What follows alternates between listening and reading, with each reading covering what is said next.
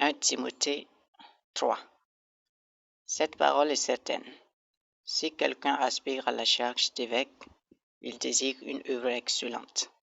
Il faut donc que l'évêque soit irréprochable, mari d'une seule femme, sobre, modéré, réglé dans sa conduite, hospitalier, propre à l'enseignement. Il faut qu'il ne soit ni adonné au vin, ni violent, mais indulgent, pacifique, désintéressé. Il faut qu'il dirige bien sa propre maison et qu'il tienne ses enfants dans la soumission et dans une parfaite honnêteté. Car si quelqu'un ne sait pas diriger sa propre maison, comment prendra-t-il soin de l'Église de Dieu? Il ne faut pas qu'il soit un nouveau converti, de peur qu'empli d'orgueil, il ne tombe sous le jugement du diable. Il faut aussi qu'il reçoive un bon témoignage de ceux du dehors, afin de ne pas tomber dans l'opprobre et dans les pièges du diable.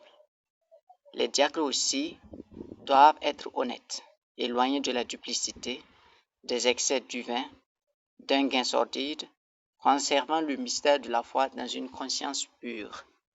Qu'on les éprouve d'abord et qu'ils exercent ensuite leur ministère, s'ils sont sans reproche.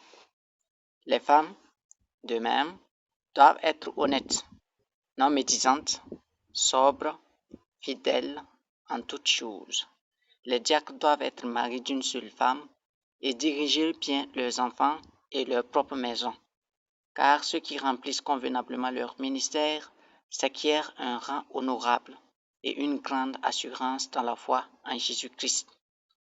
Je t'écris ces choses avec l'espérance d'aller bientôt vers toi, mais afin que tu saches, si je tarde, comment il faut se conduire dans la maison de Dieu, qui est l'Église du Dieu vivant, la colonne et l'appui de la vérité. Et, sans contredit, le mystère de la piété est grand.